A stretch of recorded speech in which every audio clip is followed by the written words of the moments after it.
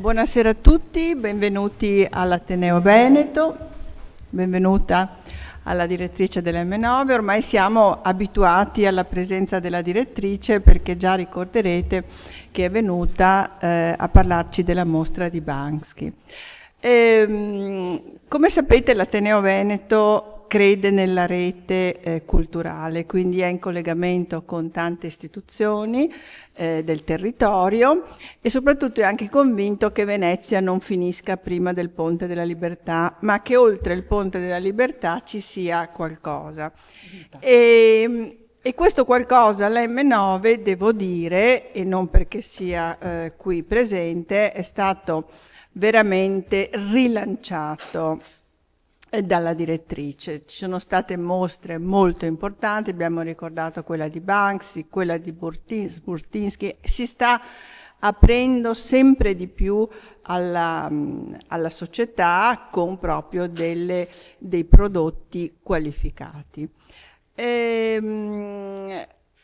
Rispetto alle altre mostre forse siamo rientrati nella normalità qui un po', no? Con questa mostra, con questi capolavori degli impressionisti, ma poi ci racconterà, perché non sono solo quadri impressionisti, ma ci sono dietro delle storie legate alla guerra e infatti non a caso si chiama Arte Salvata. Faccio presente che questa, lo parlavamo prima con la direttrice, questa conferenza si inserisce in un filone che come dire, sta percorrendo l'Ateneo, che continuerà con la partecipazione al comitato per gli 80 anni della Resistenza e che terminerà con un convegno che riguarderà anche lì dell'arte salvata, e cioè una mostra che è stata fatta poco dopo la fine della guerra,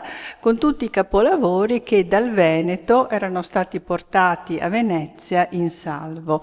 Una mostra poi che ha visto delle presenze importanti di Longhi e poi cui è seguito un libro fondamentale per la storia dell'arte, e quindi insomma tutto si tiene in questo percorso in cui l'arte salva e l'arte viene anche salvata. E forse noi abbiamo anche questo dovere. Quindi io sono molto contenta di ospitare la direttrice, la dottoressa Bertolucci, che possiamo definire ormai un'amica dell'Ateneo, che appena viene chiamata si presenta, e noi siamo molto felici di averla. Grazie per essere qui. Grazie mille.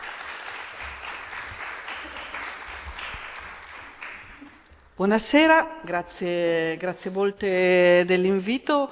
E se mi permettete vorrei iniziare questa chiacchierata con un pensiero per l'avvocato Bianchini, che è legato a questa istituzione, che ha fatto tanto per M9. Abbiamo fatto una meravigliosa mostra dedicata a Vedova, grazie al suo impegno, quindi mi piaceva in questa sede ricordarlo. Io sono qui per raccontarvi una storia che in realtà era nata quando abbiamo cominciato a pensarla insieme ai colleghi francesi in un'ottica che doveva essere solo, e metto solo tra virgolette, una riflessione sul ruolo dei musei nella ricostituzione delle persone, no? Sono gli 80 anni della fine del secondo conflitto mondiale. Vi racconterò la storia di Le Havre, che è una storia pazzesca in questo senso, e quindi insieme abbiamo fatto una riflessione. Però poi ci siamo trovati ad avere una mostra e ad aprire una mostra che è drammaticamente attuale, nel senso che oggi più che mai la guerra ci pone, no, di fronte a delle riflessioni, anche noi che ci occupiamo di cultura, su quale deve essere il ruolo delle istituzioni culturali. Per cui quest'arte salvata, che già è una meravigliosa avventura, è davvero una mostra che respira e che crea continue riflessioni. E la storia che sto per raccontarvi parte da qui. E come tutte le cose accade per una serie di coincidenze che avvengono tutte in un solo luogo, e questo luogo è Le Havre, Normandia, profondo nord della Francia, dove a metà dell'Ottocento succede qualcosa. Succede che c'è una generazione, voi ne vedete alcuni visi, di commercianti industriali, commercianti soprattutto di cotone, quella che vedete al centro è la piazza di Le Havre dove sballavano le balle di cotone, quindi commercianti di cotone conoscono una ricchezza immediata, una città che a metà dell'Ottocento è governata da intellettuali molto capaci, il treno che arriva e di fatto ne fa il porto di Parigi, quindi questo legame, insomma un momento di grandissimo benessere economico. Nello stesso momento la sensibilità romantica prima riconosce nella Normandia, non so se qualcuno di voi è stato in Normandia, in quei paesaggi aspri, quelle scogliere, le brume, uno dei paesaggi ideali, cioè un luogo dove andare in vacanza. Ma non la villeggiatura che avevamo in mente noi italiani, ma quella vacanza in stile nordico e romantico che muove, no? L'arte di quel tempo. E tutte queste persone, e poi vi faccio, non so se vedete la mia manina, ma vi prego di ricordare questo quadro perché poi ne parleremo, tutte queste persone decidono insieme al sindaco che la città deve avere un museo. Perché è straordinaria questa cosa? Perché costruiscono un museo vuoto, cioè costruiscono un luogo che deve essere riempito giorno dopo giorno col contemporaneo. Ed è un'idea pazzesca perché dicono la città cresce, non può crescere senza che noi la rafforziamo con la cultura. Costruiscono la biblioteca, costruiscono il museo di storia naturale e questo grande spazio sopra che comincia ad attirare in un modo o nell'altro delle persone. Vi faccio vedere questo perché credo che questo è un dipinto che tutti noi nella nostra carriera scolastica abbiamo studiato, perché questo solo di solito ci fanno vedere di Monet, no? Che si chiama Impression sur les Levants. In realtà lo stesso Monet si è scusato per avergli dato questo titolo, ma diceva, sapete, il porto di Le Havre non era poi così affascinante. Ma si rende conto, perché questa è una visione del porto di Le Havre, quindi tanto per dirvi che l'impressionismo nasce proprio lì, in quel momento lì. Lui dice però io ho fatto una cosa gravissima, cioè da qui ho dato un unico nome a persone che magari non dovevano neanche stare allo stesso cappello, cioè riconosce che in quel momento, in quel luogo si sta muovendo tutta una serie di persone che provano a fare arte, sovvenzionati da quei commercianti che abbiamo visto, sovvenzionati dalla municipalità che dà un sacco di borse di studio perché gli artisti restino, con un museo dove potevano esporre. Una visione, devo dire, siamo nel 1800, tutto questo comincia nel 1845, per 20 anni si sviluppa, l'opera che vedete, che conoscete, è del 1874.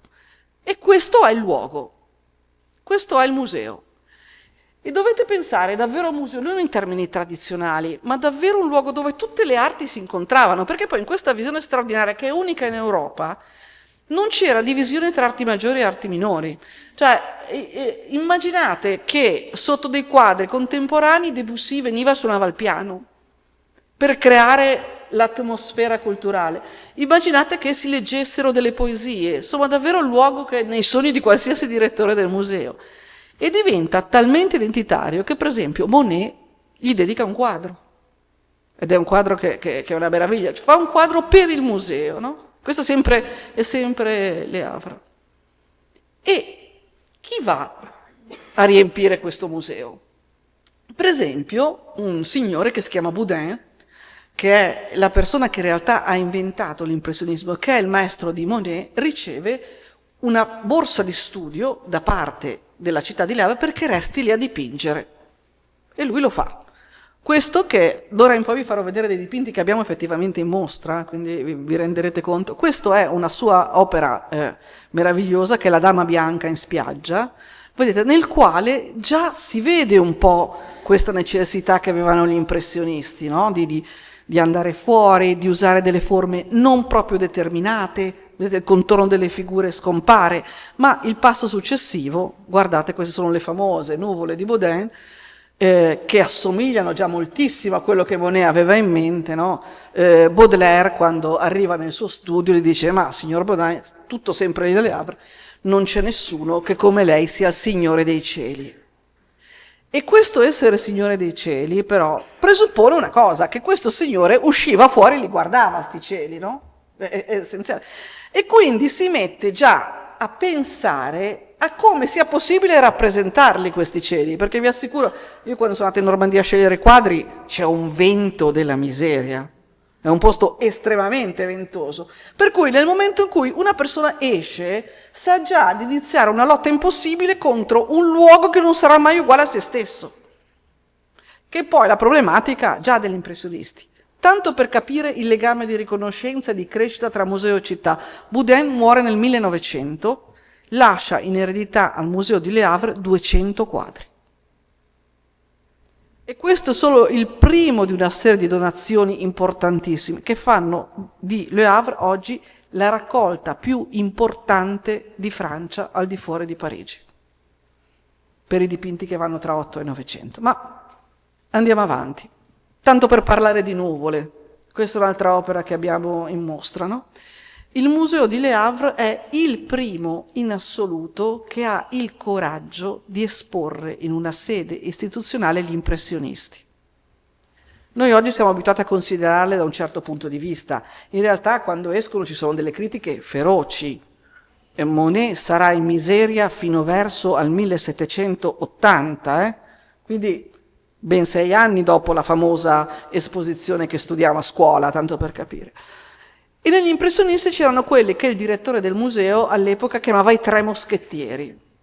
I 3 moschettieri sono Monet, Pissarro e Sisley. Avevano Monet, poi vi racconterò come, avevano Pissarro, ma non c'avevano questo Sisley che non poteva arrivare. Il museo di per sé non aveva un bilancio, cioè funzionava che c'era un cerchio di amici che erano sempre le persone che abbiamo visto prima, che insieme con gli artisti andava e cercava di avere dei quadri, per cui uno di questi commercianti, che è un protestante che è arrivato dai Paesi Bassi, che si chiamava Peter van der Velde, all'ennesima lamentela del direttore va a casa, stacca dalle pareti di casa il suo Sisley e lo regala al museo. Ed è questo che stiamo vedendo, che è un'opera straordinaria. La mia collega, mentre lavoravamo a questa mostra, diceva una cosa importante: ognuno è impressionista a modo suo. Ma questa è una cosa che con un po' di sciovinismo diceva: voi italiani dovete capire, no? Perché per voi, mi dice, gli impressionisti sono delle boîte de chocolat, delle scatole di cioccolatini, ma invece c'è pieno di sfumature, e questo è come impressionista Sisley, che è di famiglia inglese, che va in Inghilterra, quindi vede Turner, vede tutta quella parte, no, di pittura magica e che la filtra attraverso poi gli occhi dell'impressionismo. E vi faccio notare una cosa: se guardate l'acqua, nell'acqua ci sono 2 tipi di riflessi diversi, poi vi invito a venirla a vedere dal vivo perché ovviamente si vede molto meglio, no? Il primo, quello che è più vicino a noi, è l'acqua come se noi fossimo immersi dentro, no?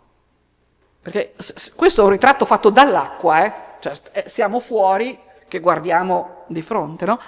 Però se vedete, dopo il primo spazio che è fatto di colpi secchi, in realtà il pennello, invece che essere a colpi, è a strisce, vedete? Ma perché lì Sisley si occupa del riflesso delle nuvole dal cielo. Quindi comincia quella fase del ribaltamento, di cui poi Monet sarà un campione. Ma la cosa che vi faccio notare è un'altra ed è fondamentale. Siamo nel pieno della seconda rivoluzione industriale, quando si pensava che il progresso fosse una naturale evoluzione della natura. Cioè non si ragionava ancora come inquinamento, come tutto ciò che poi, no, è venuto fuori. Per cui quella verticale che voi vedete, questa qui la vedete al centro del quadro, in realtà è una ciminiera che viene inserita però in un contesto estremamente naturale, perché all'epoca era questo il sentire, no? Era questo sviluppo che era armonico insieme alla terra. Noterete subito che i pittori dipingevano dal vero, ma non dovevano essenzialmente riprendere il vero, no? Perché non c'era più bisogno, avevano appena inventato la fotografia, Daguerre aveva cominciato a far girare daguerrotipi, poi sarebbe arrivata la calotipia, quindi non c'è neanche più questa esigenza di dover rappresentare in maniera documentaristica, no? Qui è altro, e forse non è neanche più necessario rappresentare un luogo, ma è necessario rappresentare un tempo. Cambia completamente la grammatica della pittura. Ma andiamo avanti. E cambia completamente tanto che, per esempio, ognuno è impressionista a modo suo, e questo è Renoir. Renoir che è anche la signora che abbiamo scelto come immagine della mostra, perché lei si chiama l'escursionista, e ci piaceva molto l'idea di questa giovane donna con dei vestiti sportivi per l'epoca, che con il bastone invitava le persone a camminare. Questo è un magnifico Renoir che trovate proprio all'inizio del percorso della mostra, e vedete che, per esempio, rispetto a Sisley è tutta un'altra cosa, no? Ma per tutta una serie di motivi. Il primo, quello che ci viene più di fronte agli occhi, è il fatto che ritrae delle figure. Non è una cosa così normale per gli impressionisti, almeno prenderle in primo piano. Probabilmente vi ricorderete anche altra opera, quei papaveri con le figure dentro, eccetera. Ecco, qui invece un ritratto di questo genere, ma come sappiamo tutti Renoir è il pittore delle fanciulle, no? Però c'è una cosa che è in comune, cioè il fatto che non ci sia più la linea di contorno. Guardate che meraviglia questo viso che ha questi contorni così liquidi che poi va a finire nel paesaggio, no? Paesaggio che, vedete, è indistinguibile. Non potremmo dire in che luogo sia stata ritratta questa escursionista. Siamo noi che supponiamo che sia, no, in alto, in montagna, e quello che vediamo dietro sia un panorama che si guarda dall'alto verso il basso. In realtà non ne abbiamo certezza. Ecco, quest'opera è un altro dono fatto qualche anno prima della guerra, siamo nel 1939, da Marand, che è una di quelle persone che avete visto, che dona al museo 72 capolavori assoluti. Ne vedremo diverse altre, proprio per questa continua volontà e ansia di dare vita a questo museo. E badate bene, sapete cosa c'era scritto all'inizio di questo museo? Qui possono entrare tutti, anche i meno colti, per trovare ciò che più piace a loro. E guardate che è una meraviglia, perché viene detto anche i meno colti. Quindi vuol dire che quello lì, come luogo del contemporaneo, doveva essere intellegibile ai contemporanei. E anche questa è una cosa straordinaria, ma andiamo avanti. E qui arriviamo a uno dei diversi Monet che hanno. Questo è un luogo particolare della Normandia, e quando faccio la visita guidata alla mostra dico, in questa mostra neanche Monet è uguale a se stesso. Cioè ci sono 4 quadri di Monet in cui Monet ogni volta è un impressionista diverso. Proprio perché l'impressionismo non si può incasellare dentro a una frase dei Baci Perugina. E se guardate in questa visione ci sono già alcune questioni sostanziali. Innanzitutto la linea dell'orizzonte. Noi di solito veniamo da una tradizione nel quale la linea dell'orizzonte è all'altezza dei nostri occhi. Cioè io vedo nei quadri antichi un orizzonte che è il mio punto naturale di fuga, che è anche quello che mi dà naturalmente, che mi indica come devo guardare il quadro che ho di fronte. Qui, se vedete, lui fa una cosa molto interessante, cioè alza completamente la linea dell'orizzonte. Per cui che cos'è che ci dice? Qual è la mia posizione? Io sono in una posizione di avvicinamento, ma leggermente in discesa, per cui per guardare devo alzarmi verso l'alto. Ma facendo questo, io naturalmente non mi rendo conto che, come qui vedete, qui c'è in realtà una gola, ma non ha più senso perché io sto guardando altro, cioè io mi approccio all'opera d'arte in un'altra maniera, per cui tutto quello che ho sotto diventa uno spazio compresso. E questo che viene molto più incentivato da questo uso del pennello, che vedete è completamente diverso rispetto a Sisley, perché cosa fa? Prende e gira, in modo che all'interno questi colori chiari, altra cosa da ricordare è l'uso del colore chiaro, mescolato col bianco, deve dare l'idea di questa brughiera all'interno della quale nelle rocce passa la luce. Perché vi dico colore chiaro? Perché è il cambiamento sostanziale. Ma perché decide Monet di usare solo colori chiari? Nella maggior parte dei casi colori chiari, a parte quando ovviamente dipinge il tramonto, ma perché è un momento in cui i pittori sono estremamente più liberi di usare delle tinte create chimicamente. Questo è il progresso. Prima della fantastica invenzione che furono i tubetti di zinco, che arriva proprio in quel momento, tubetti che noi ancora utilizziamo, i colori il pittore se li faceva a casa. E se li faceva a casa tritando, no? Usando un pigmento e usando un'altra sostanza che poteva essere olio, allora diventava la pittura a olio, uovo, diventava la tempera, insomma faceva tutte queste cose qui. Qui l'industria crea il tubetto. E nel tubetto si possono già fare delle miscele differenti che ti aiutano ad avere sempre con te tutti i colori, compresi i bianchi, che erano difficilissimi e chiari. E quindi Monet usa quasi essenzialmente chiari. Tra l'altro c'è una frase meravigliosa che disse alla fine della sua vita, no? Quando gli chiesero, alla fine della sua vita, ma non era veramente un'istituzione, gli chiesero, ma che cos'è che ha fatto nella pittura lei? E lui ha risposto, io non so se ho insegnato a dipingere meglio o peggio, ma so che ho insegnato a dipingere chiaro. E questa era la sua idea sostanziale. E questo è un quadro talmente dirompente che molti che lo seguono, questo è Auburtin, un pittore simbolista, anche lui lascia un'eredità pazzesca al museo, lo fa alla stessa maniera, e in museo ne abbiamo diversi, ma vedete che c'è una differenza sostanziale. È completamente diverso, siamo in un'altra dimensione, no? Qui addirittura è quasi più astratto, no? Siamo più vicini a Morandi, no? Siamo più vicini a quella cosa lì, perché comincia a fare uno scatto verso il simbolismo. Mentre Monet lo dice spesso, io dipingo ciò che vedo e la mia sfida è tra me e la luce, con quelli che vengono dopo Monet, come lui o Auburtin, ci sono dei magnifici Auburtin in mostra, adesso io ve ne ho fatto vedere uno tanto per farvi venire voglia di venire a vedere la mostra, ma io invece nel guardare il paesaggio dipingo me stesso. È il passaggio dopo. Stiamo andando sempre verso una pittura che trova rivoli, tutto in 40 anni, tutto quello che vedremo oggi, poi avviene tutto lì, nello stesso periodo, nello stesso posto. Questa è la costa vicino alla Normandia. Ma andiamo ancora avanti. Questi collezionisti, sindaci, politici sono talmente convincenti, cioè parlano tantissimo di questa idea di museo che riescono a convincere Monet, nel pieno della sua attività, a regalare 3 quadri.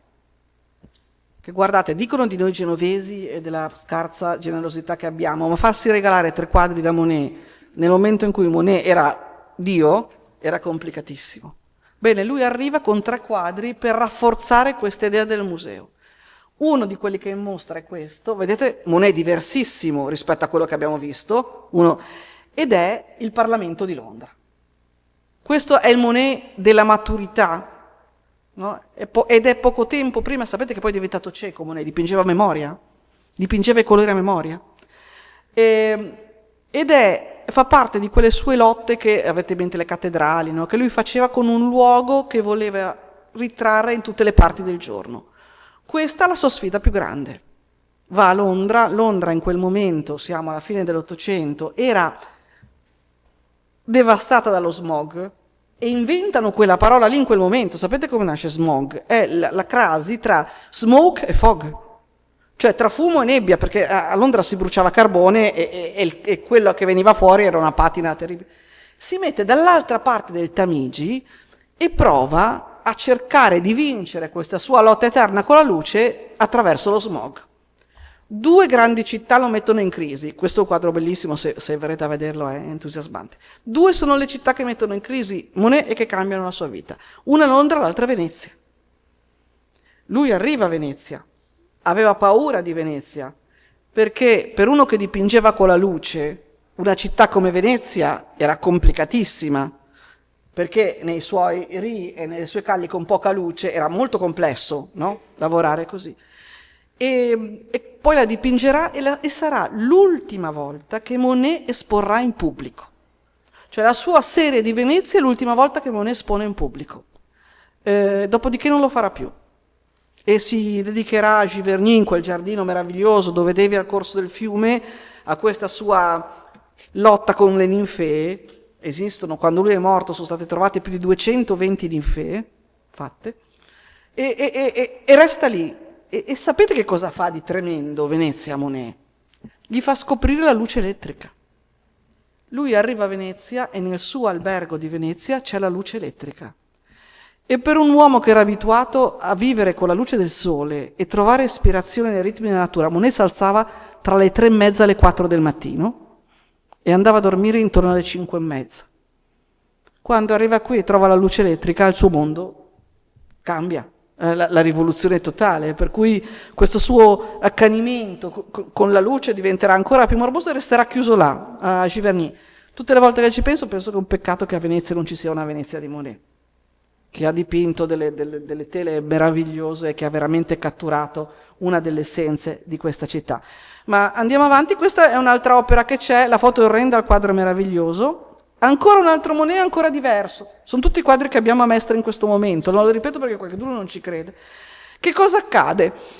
Accade questo, che in un momento in cui è in gravissima difficoltà, deve abbandonare Argenteuil, che è periferia di Parigi, naturalmente si deve spostare perché non ce la fa. E vanno a Verteuil, passano da pochi chilometri da Parigi a 60 chilometri da Parigi, che con i mezzi di oggi sembra niente, ma che all'epoca sono più o meno 2 giorni di viaggio. Quindi proprio fa una scelta, va lui, la moglie, che era molto malata, 2 figli, il suo gallerista, caduto in miseria, la moglie del gallerista e 6 figli. Tutti questi vivono in una casa di 2 stanze a Verteuil. È un triennio molto complicato, 78-81. Però riceve un regalo inaspettato, e cioè in quell'autunno è l'unico autunno in cui la Senna a Verteuil gela. Ed è uno spettacolo meraviglioso. Quindi lui va fuori a -5 a dipingere la Senna.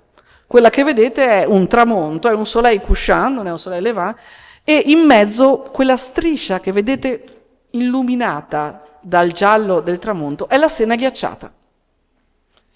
E c'è una bellissima lettera che racconta come è avvenuto, perché la povera moglie di Monet gli portava continuamente delle bottiglie di acqua calda che lui teneva con la mano dove non usava il pennello per non perdere l'uso delle dita. Quindi e se le alternava, e allora se vi dico questo capite la velocità dei colori, del tratto, che è completamente diverso da quello che abbiamo visto, quello verde sulla scogliera, è completamente diverso dal Parlamento. Qui è rapidissimo, è molto molto veloce, lungo, non sembra neanche lui, ma perché in quel momento lui deve essere presente lì, quando tutto ghiaccia e quando tutto si ferma. Ma andiamo avanti, perché il signor Marand, che era quello di Renoir, tra le altre cose becca una fregatura epica, nel senso che lui aveva degli interessi con la Martinica e quindi sta disperatamente cercando una veduta della Martinica, che voleva mettersi sul cammino. I Caraibi, le Spezie, insomma, era una delle zone nelle quali si arrivava, e compra questa, che lascia in eredità al museo, sempre nel 1939, come veduta della Martinica. E di questo quadro veramente non si riesce ad uscire fino a che sul retro, ma parliamo già di qualche tempo dopo che queste opere sono state nascoste, portate fuori Le Havre durante i bombardamenti, poi vi racconterò la loro storia, compare una scritta sul retro dove si legge: al mio caro amico, e c'è un nome in francese, Gauguin. Allora cominciano a lavorare intorno a questa idea, e sebbene Gauguin in effetti abbia dipinto la Martinica, appare subito evidente che non lo è, e grazie a un paragone con 2 tele di San Pietroburgo restituiscono quest'opera alla Polinisia, alla quale appartiene. È una veduta di Morea che era stata erroneamente venduta al signor Marand, che comunque si trovava ad avere un Gauguin. Ed era importante Gauguin perché anche lui impressionista a modo suo, anche lui simbolista a modo suo, va oltre i discorsi che abbiamo visto, cioè lì comanda il colore. Un colore che non deve avere più contorni, un colore che disegna ciò che vediamo. Tra l'altro, quando verrete in mostra vedrete che questa tela è dipinta su un sacco di juta. Ma perché il rifornimento delle tele fino in Polinesia, dato che la navigazione ci metteva 6 mesi, era pelino complicato, quindi in realtà Gauguin dipingeva sui sacchi di juta senza avere nessun tipo di preparazione sotto. E Gauguin pur dalla Polinesia lascia questo segno indelebile alla comunità. Ma poi cosa accade? Accade che arriva al 44. Accade che arriva al 44 e Le Havre è in una situazione pesantissima. Pesantissima perché da una parte ha i bombardieri alleati che devono bombardarla, la vogliono bombardare perché lì è da lì che partono gli U-boat tedeschi e verso le altre destinazioni, e dall'altra parte ci sono i tedeschi determinati in una qualche maniera a difendere la flotta, per cui insomma prendono colpi da tutte le parti, fino a che non si arriva alla decisione tremenda da parte degli alleati di radere al suolo la città. E questa è veramente drammatico ciò che accade nella seconda guerra mondiale, perché c'è un ribaltamento, no? Che non era mai accaduto prima. La nostra prima guerra mondiale è una guerra sanguinosa, è una guerra che ha milioni di vittime, ma mai i civili. Con la seconda guerra mondiale cambia completamente, purtroppo, la grammatica della guerra, per cui si va e si bombardano le città. E Le Havre è una delle città martiri, quindi questo è quello che resta della città, e questo è quello che resta del museo. Di quel museo meraviglioso dipinto da Monet resta questo. Le sculture non possono essere salvate. Grazie ai visionari tutte le pitture invece vengono inscatolate e vengono portate in dei castelli vicino alle Havre dove trovano rifugio. Ma delle opere che abbiamo in mostra, solo la metà in quel momento era dentro il museo, l'altra metà era ancora nelle case. E ogni singola persona fa di tutto per mettere in salvo le proprie opere, nascondendole in cantina, sotto sacchi di sabbia e sperando che questo basti. E che cosa si fa quindi quando si deve ricominciare? Una città che è così legata, così fortemente legata al suo museo. Vedete, questo era il primo direttore che vi dicevo: lo scopo del museo è accogliere i pubblici, compresi i meno esperti, per scoprire l'arte e per favorirne non una conoscenza fattuale, ma un incontro intimo e sensibile. E ancora, il museo è una costruzione vivente, all'interno della quale i visitatori possono muoversi in libertà, in ascolto dei propri sensi e assecondando i propri desideri. Che cosa decidono di fare? Beh, grazie ad un ministro della cultura visionario, un grandissimo intellettuale, uno dei più grandi intellettuali che ha avuto l'Europa in quel momento, che è lo scrittore André Malraux, che ha scritto romanzi importanti, che in quel momento si prende carico, nel momento del dopoguerra, della ricostruzione della cultura, decide, bene, si parte da qui.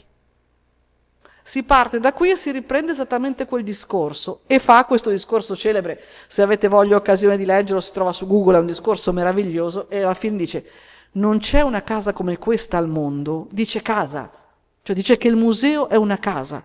Ricordate, gente di Le Havre, che si dirà che è qui che tutto è cominciato. Cioè, se l'Europa deve partire da qualche parte, deve partire da qui.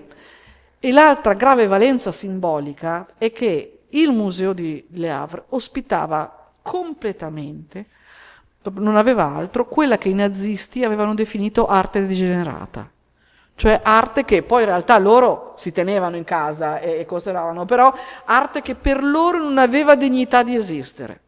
Fanno una lista, Monet, di cui abbiamo parlato, è il terzo della lista, ma poi tutta la grande nuova ondata di Le Havre, i fauvisti, e così sono tutti lì. Quindi ricostruire un museo lo ricostruiscono in questo modo, e lo ricostruiscono per dire quella che quell'arte che non voleva, che non doveva essere, è qui, e la Francia riparte da qui.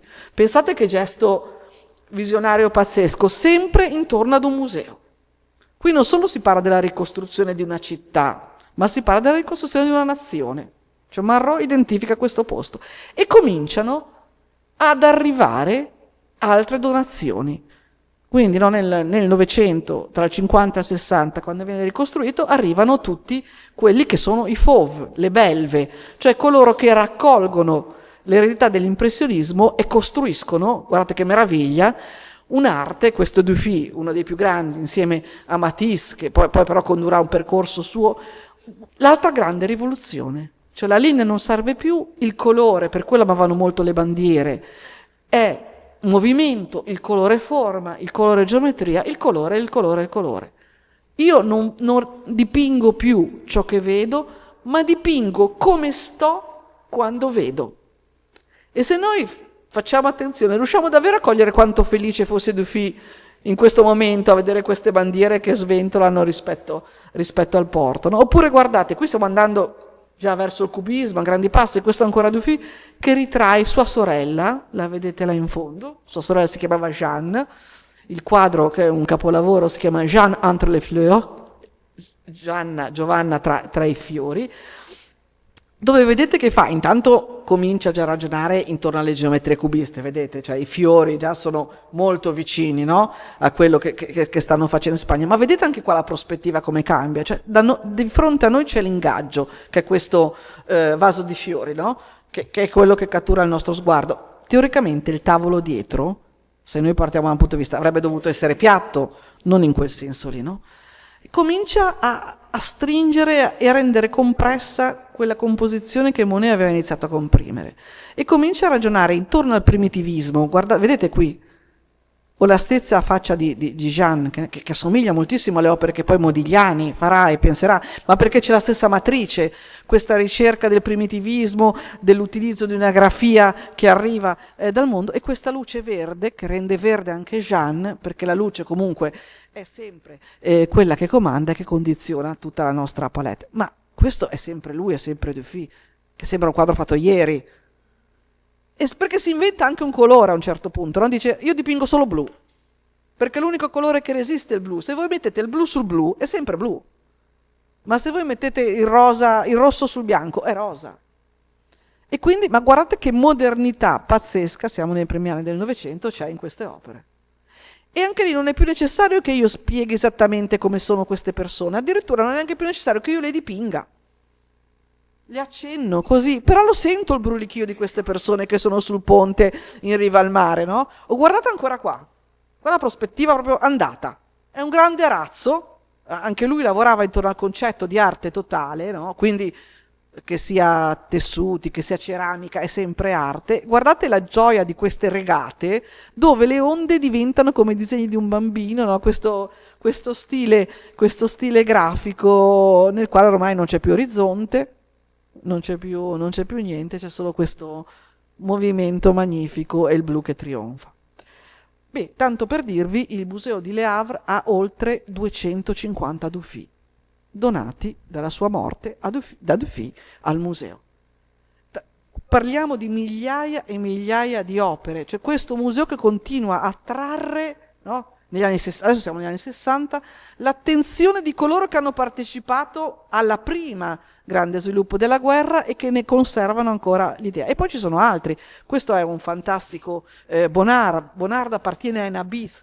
Qualche volta ce li fanno studiare a scuola. Nabis è una parola che sia in arabo che in ebraico ha questo senso di profeti, che sono ancora un passo ulteriore. Pensate che la protagonista di quello che vedete è questa signora, che è la moglie del pittore.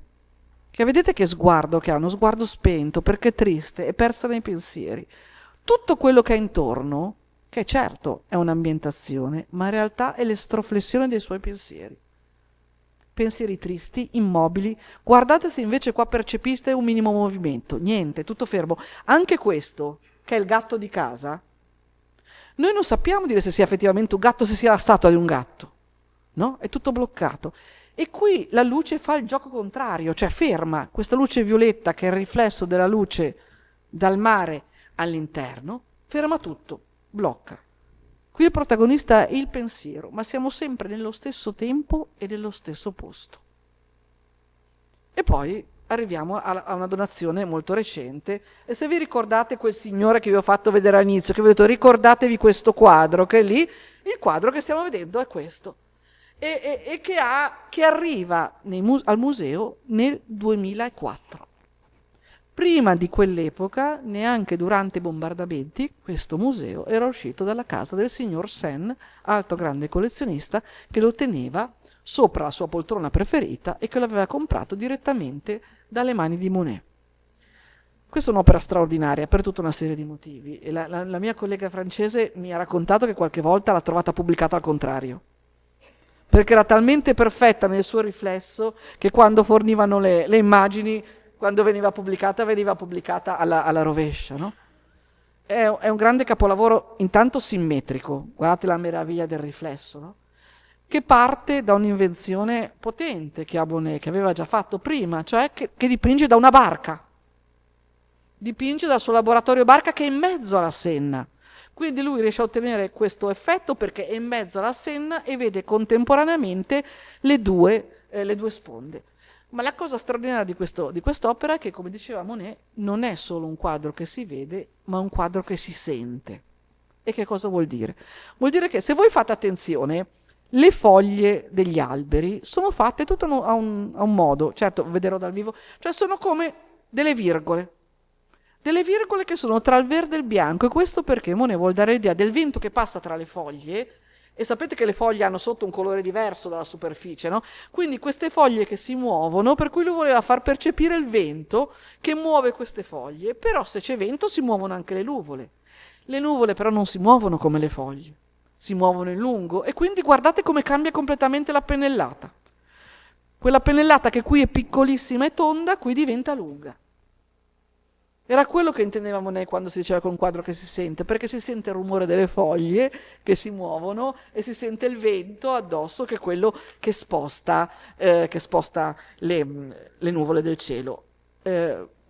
La cosa meravigliosa di questo dipinto è che appunto fino al 2004 non era mai stato visto da nessuno, e che fino al 2025, cioè adesso, non era mai uscito dal museo. Quindi è la prima volta che quest'opera viene condivisa con il pubblico. E un'altra cosa che non ho detto prima, ma che tengo molto a dirvi, è che questa non è una mostra che andrà da qualche altra parte. È una mostra che nasce da questo progetto che ho provato a raccontarvi, che poi tornerà alle Havre. Quindi è un percorso fatto insieme alle Havre, che ci ha dato 50 opere più una, che è questa, e che chiude il percorso della mostra. Naturalmente vi ho fatto vedere solo una minima parte delle opere, perché all'attenzione c'è anche un limite, non voglio tediarvi di più. Questa perché è un più uno? Perché quest'opera non è stata salvata, e non è stata salvata perché è del 1956, ed è un'opera che è di Georges Braque, il maestro del cubismo, che muore, la lascia al figlio, pregandolo che venga consegnata ad André Malraux, il ministro visionario, il ministro di prima. Allora il figlio la dona a Malraux come segno di ringraziamento, come dire: guarda, questo è l'omaggio di mio padre, uno dei più grandi maestri europei, alla tua visione. Malraux muore, la lascia in eredità alla figlia, e la figlia pensa che il posto giusto per quest'opera sia quel museo, perché è la chiusura, no? È il punto, e quindi dona anche quest'opera al museo, che è un'opera pazzesca, perché qui Braque ha già assimilato il cubismo, no? Ma è andato addirittura oltre. Se guardate, fa una cosa pazzesca, dipinge anche la cornice. Okay? Quest'opera è un buco nero che assorbe la luce, cioè che assorbe così tanto la luce che voi in realtà non sappiamo se guardiamo cielo, mare, non sappiamo che cosa sia questo blu intenso, sappiamo solo che ci finiamo dentro, no? Ma prima di cadere dentro questo nero che strasborda dall'opera e dalla cornice, vediamo queste forme, che sono questi gusci vuoti di barche appoggiate sulla riva del mare, quel mare lì della Normandia, dove tutto è cominciato. E quest'opera è quella che chiude, ed è veramente impressionante. È stato anche molto difficile illuminarla, perché davvero la luce se la mangia. Quindi il senso è un po' questo, no? I dipinti sono davvero stati fiori in quel momento che sono nati dalle macerie, sono stati il colore e anche l'allestimento della mostra, è tutto bianco e grigio delle rovine, perché le curatrici francesi volevano che si capisse il fatto che era come una nuova fioritura, che credere nel museo era come ricredere a una nuova fioritura. E noi in che modo abbiamo provato a proporla? Come abbiamo pensato di far capire ai veneziani, ai mestrini, ai veneti che vengono a vedere questa cosa? Capire che tutto ciò viene da una memoria comune, cioè che se loro hanno fatto questo, anche noi abbiamo la capacità di poterlo fare, perché noi veniamo dalla stessa storia. E quindi c'è una sezione della mostra che vi ho lasciato alla fine, che è nata da una ricerca storica molto importante fatta dai nostri storici, che racconta ciò che è accaduto a Venezia e a Mestre in quei momenti. e si capisce che c'è una fratellanza tra due porti molto importante. Questo che voi vedete, noi ce l'abbiamo ingrandita, è il documento che è stato trovato a bordo dell'unico aereo che è stato buttato giù a Venezia, quando poi sono stati bombardati. E questo aereo aveva dentro questa cosa, che è una griglia dove venivano indicati tutti gli obiettivi che dovevano essere colpiti. Come questo, per esempio, che è Venezia, e che è stato colpito in questa maniera, per risultare così. Questa è la nostra città, è la stazione marittima di Venezia, 1944.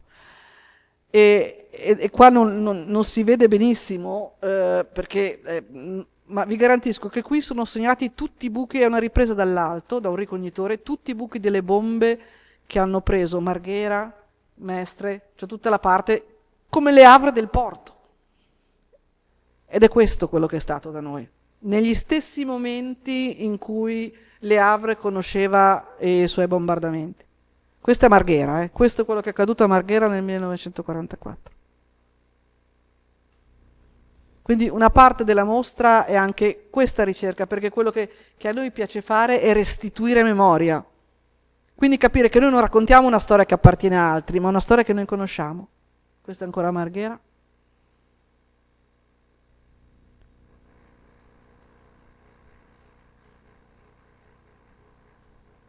E questa è Mestre. E quello che vedete è il bunker che c'era in Piazza Ferretto, questo qua è il bunker dove le persone si rifugiavano quando bombardavano il porto. E questa è la stazione di Mestre. 28 marzo 1944. Queste sono le case. E che cos'è? Questa è la chiesa Santa Maria della Catena, adesso non esiste più, ne hanno ricostruito un'altra. Questo è ancora Mestre, nei pressi di M9. Ma che cos'è che resta? No? Ed è questa la morale un po' che noi vogliamo raccontare, no? Che cosa hanno fatto le persone di Le Havre? Hanno costruito un museo per costruire le persone. Le persone che sono quelle che hanno sofferto. Qui vediamo alcuni veneziani che raccolgono, no? Che cercano i feriti sotto, no? Perché è quello che fa la cultura, costruisce le persone. E quindi ci sembrava molto importante proporre questa mostra, perché appunto l'arte è salvata, ma l'arte può anche salvare se noi ne abbiamo cura. Vi ringrazio della vostra attenzione.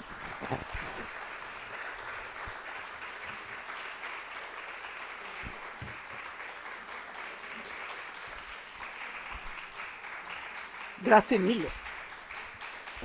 Grazie mille.